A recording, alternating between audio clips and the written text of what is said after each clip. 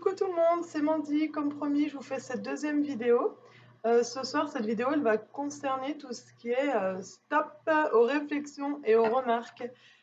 Si vous êtes en parcours chirurgie bariatrique comme moi, ou si même vous avez déjà passé le cap de l'opération, vous avez forcément dû essuyer beaucoup de remarques blessantes, agaçantes, de la part de votre entourage, proche ou moins proche. Voilà, donc j'aimerais vraiment ce soir faire un point sur toutes ces petites réflexions que les gens nous balancent ou ces petites remarques, les questions qui au final sont souvent les mêmes, hein, même de plusieurs personnes différentes, ça va être souvent les mêmes remarques. Je vais faire au mieux pour les regrouper, donc d'après déjà moi, pour ma part, celles qui me sont revenues le plus, et celles que je vois aussi sur les forums de discussion, les groupes d'entraide, voilà. Je vais essayer de regrouper au maximum les mêmes qui reviennent le plus souvent, et peut-être que j'en oublierai, d'une personne à l'autre c'est différent. Je tiens quand même à préciser que souvent quand c'est l'entourage proche, euh, je veux pas les accabler parce que bien souvent, c'est qu'ils manquent de connaissances, c'est quelque chose qui les inquiète. Du coup, ils essayent de trouver d'autres moyens à leur manière, hein, pour essayer de nous dissuader en fin de compte ou être sûr qu'on soit vraiment déterminé. Mais voilà, par moment, malheureusement, vous employez pas forcément les bonnes manières de le dire, les bons mots, et ça peut être blessant en fait. Mais avant d'attaquer dans le vif du sujet, je tenais tout d'abord à remercier toutes les personnes qui ont pris le temps de regarder ma vidéo, d'écouter ce que j'avais à dire, de comprendre, que ce soit sur YouTube ou par Facebook. Je remercie vraiment pour vos gentils commentaires de soutien, ça me touche beaucoup. Pour ceux qui ne savent pas de quoi je parle, j'avais fait une première vidéo pour expliquer mon parcours, mon témoignage, pourquoi et comment j'en étais arrivée à cette prise de décision de la chirurgie bariatrique. Et aussi, j'expliquais pourquoi l'obésité est une maladie chronique et non un choix de vie. Donc ceux que ça intéresse, qui ne l'ont pas vu, vous pourrez la trouver également sur ma chaîne. Vous pouvez aussi, si vous aimez mes vidéos, me mettre un petit pouce juste ici. Ça me fera plaisir et ça permettra surtout à la vidéo d'être un peu plus vue. Voilà. Et si vous voulez mettre des commentaires, j'y réponds avec grand plaisir toujours. Et si vous voulez connaître les prochaines vidéos, parce que je vais en poster plusieurs, j'ai plusieurs thèmes à aborder et vous allez suivre mon parcours jusqu'à l'opération et même après l'opération. Donc n'oubliez pas de vous abonner à ma chaîne, comme ça vous serez informé dès qu'une nouvelle sera en ligne. Alors commençons. Donc là, c'est pas par une remarque que je vais commencer, c'est plus des choses que j'ai lues ou que j'ai entendues.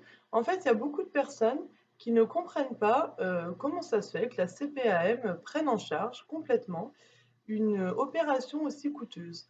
Alors tout simplement, sachez que quand on est en obésité sévère avec des comorbidités ou en obésité morbide, les comorbidités, ce sont des pathologies liées à l'obésité, hein.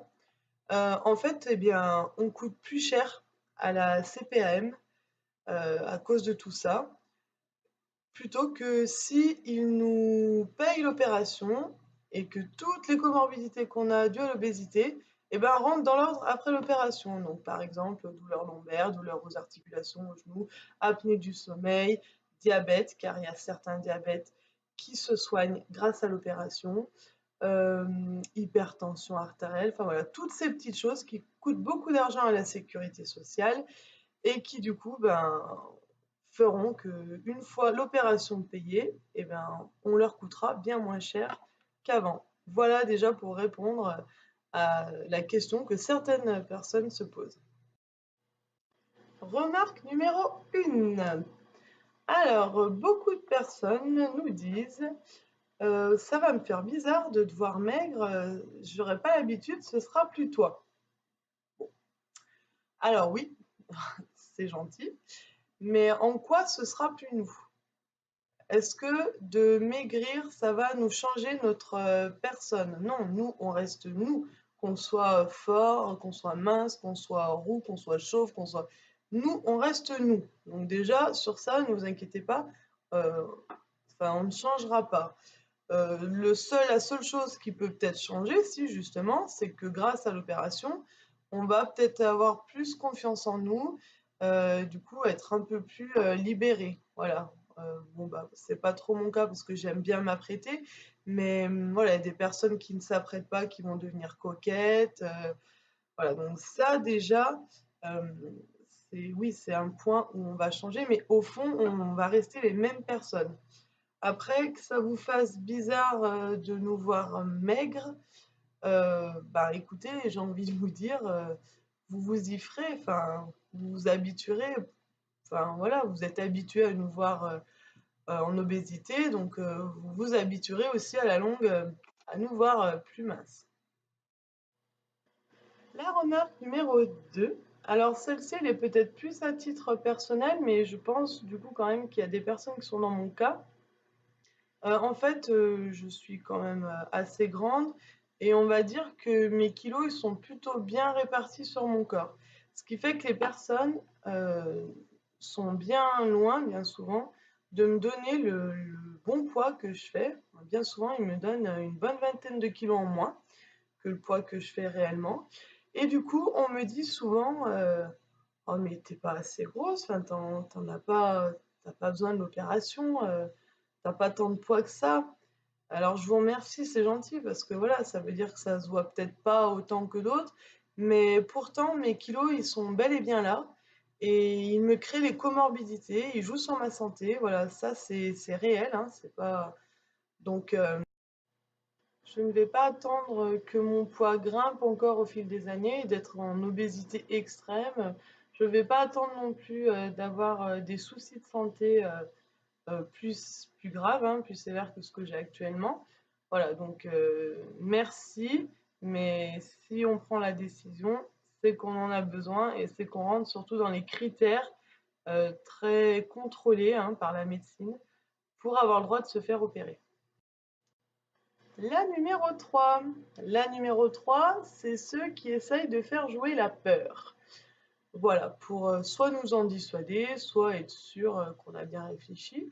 Alors, c'est ceux qui vont nous dire, tu sais, je connais quelqu'un, alors souvent, hein, c'est le frère du voisin, de l'oncle, voilà, c'est jamais très proche, hein, c'est toujours très loin.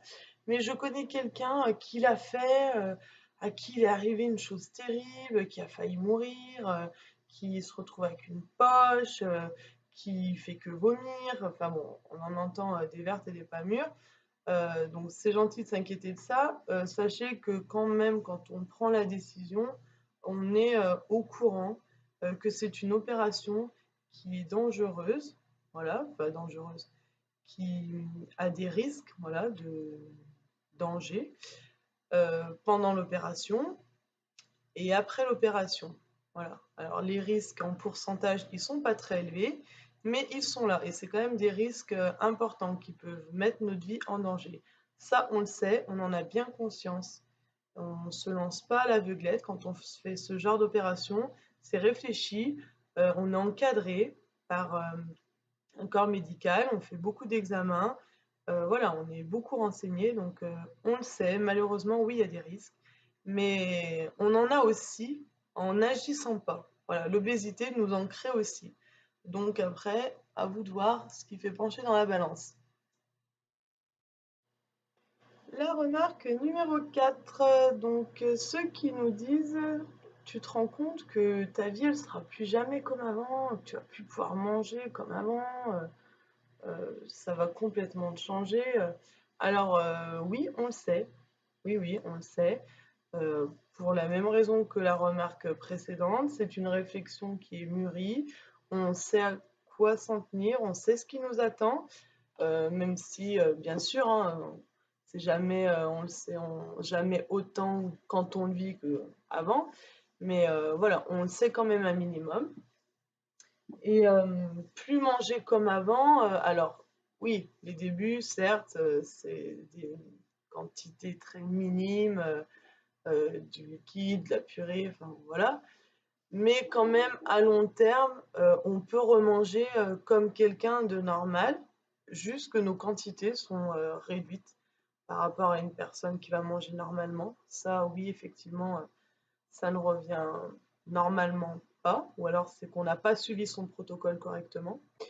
Et en même temps, j'ai envie de dire que bah, c'est pas le but de remanger comme on mange actuellement, puisque notre but est de maigrir et non pas de reprendre nos kilos à l'avenir. Donc oui, on le sait, notre vie va changer, mais dans un autre sens, elle va aussi changer en bien, parce qu'on va pouvoir faire des efforts physiques sans avoir mal aux articulations, sans être essoufflé et transpirer comme un bœuf, excusez-moi de l'expression.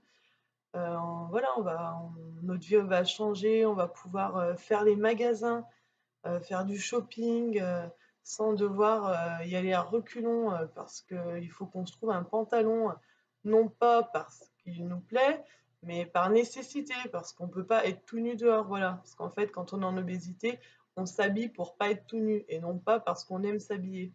Parce qu'on va se dire clairement, hein, ce qu'il y a au rayon grande taille, c'est juste pas très très joli. Voilà, donc oui, notre vie, elle va changer, mais elle va aussi changer en bien. Et nous, on a envie de penser au bien. Et voilà, notre physique va s'améliorer, notre santé va s'améliorer. Et ça, pour nous, c'est vraiment le plus important. Donc oui, ça va changer, mais pour nous, c'est vraiment, même s'il y a des moments durs, ce sera vraiment en bien.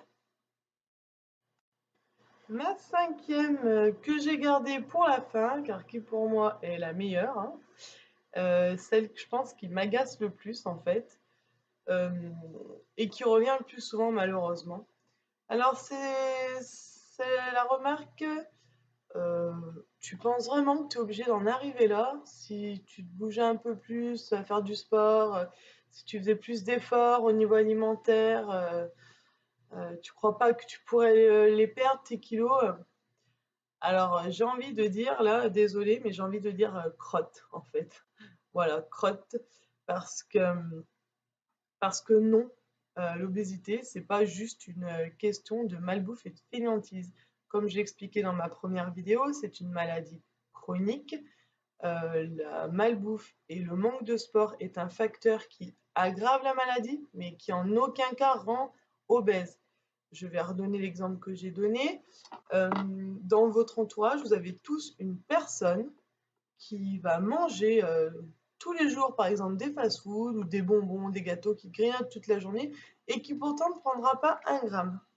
Alors que nous, quand on est en cas d'obésité, on va à peine manger un bonbon, on va prendre directement 1 kilo. Voilà. Donc on n'est pas tous égaux face à ça, je le répète, hein. Comme je répète que l'obésité est une maladie chronique. Donc oui, effectivement, le sport et de bien manger, ça va aider. On va peut-être arriver à perdre quelques kilos, ou peut-être même beaucoup, mais il a quand même été prouvé scientifiquement qu'à long terme, donc je crois sur une dizaine d'années, les personnes qui ont la maladie chronique et qui perdent du poids par leurs propres moyens, eh bien au final c'est un échec car le poids revient tout le temps. De plus, sachez que là on n'est pas en train de parler de 10-15 kilos hein, qui oui pourraient effectivement se perdre avec du sport et un régime alimentaire, sauf que quand on en arrive à ce point, quand on en arrive au stade où le médecin ou la nutritionniste nous propose le choix de l'opération, c'est qu'on n'en est pas à 10-15 kilos à perdre, mais plutôt à 30, 40, 50, 60, voire encore plus de kilos. Et ça, ben, je sais qu'il y en a qui arrivent, hein, attention, et bravo d'ailleurs, mais je défie quiconque quand même de perdre 50 kilos comme ça. Voilà. Donc ça aussi, faut le prendre en compte. Là, il faut vraiment que les gens essayent de comprendre et de changer au moins leur regard sur ça.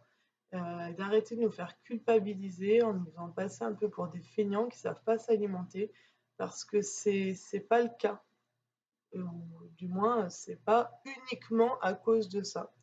Voilà, donc ça, c'était ma petite remarque que je gardais pour la fin, parce que celle-ci, elle a tendance un peu à m'agacer, même si je ne suis pas rancunière et que pour les raisons que je vous ai données au début de la vidéo, je n'en veux pas aux personnes qui me les disent, hein, parce que ouais, c'est des personnes de mon entourage proche. elles ont leurs raisons, mais ouais, essayez, de revoir un peu votre jugement. Donc, pour résumer tout ça, vous qui me regardez, si vous faites partie de l'entourage, pardon, bah, le mieux à faire finalement, puisque comme je l'ai dit, quand on en arrive là, c'est que notre décision, elle est prise et que vous aurez beau nous dire ce que vous voulez, on ne changera pas d'avis, normalement, hein, parce que sinon c'est qu'on a mal préparé notre parcours. Mais voilà, donc notre décision est prise. Donc au lieu de nous accabler, d'essayer de nous faire culpabiliser ou de nous faire peur, et bien, faites l'inverse en fait. Accompagnez-nous, soutenez-nous, faites savoir que vous êtes là. Alors, pour ma part, je suis très contente et très touchée, des retours que j'ai eus de mon entourage suite à ma première vidéo. Ça me va droit au cœur, je vous remercie. Il y a beaucoup de personnes qui me soutiennent. Il y a même des personnes dans mon entourage qui n'étaient pas pour l'opération et qui ne sont pas forcément pour, aujourd'hui, mais qui m'ont dit qu'elles seraient quand même là et que quoi qu'il en soit, elle me soutiendrait et que si j'avais besoin, elle serait là. Et ça, pour ça, je vous en remercie du fond du cœur. Et tout le monde devrait en fait réagir comme ça. Voilà, j'espère que cette vidéo vous aura plu. Je remercie encore vous qui êtes en train de me regarder et ceux qui n'ont pas vu la première qui vont peut-être aller la regarder suite à celle-là. Je remercie celles qui ont vu les deux et qui verront les suivantes. Je pense que la prochaine, je la ferai sur l'explication de la différence entre l'anneau, la sleeve et le bypass. Parce qu'en fait, encore aujourd'hui, il y en a beaucoup qui me demandent quelle est la différence entre la sleeve, le bypass, puisque l'anneau, on sait, en principe, les gens saisissent à peu près. Mais voilà, surtout la sleeve et le bypass. Donc, voilà, j'ai décidé de faire une vidéo qui explique un peu plus. Mais pas seulement pour l'entourage, aussi pour les personnes qui débutent le parcours, qui sont en plein dedans et qui, comme moi, encore il y a quelques mois, hein, je vous l'avoue, n'avaient pas très bien saisi la différence entre les deux. Donc voilà, je ferai ça et après, ben, je referai une vidéo pour expliquer où j'en suis dans mon parcours médical actuellement, et par la suite, puisqu'il me reste quelques rendez-vous à effectuer, par la suite, les comptes rendus de mes rendez-vous et ce jusqu'à l'opération, je l'espère et même après. Voilà. Donc, merci beaucoup, je vous embrasse, passez une bonne journée et je vous dis à une prochaine vidéo.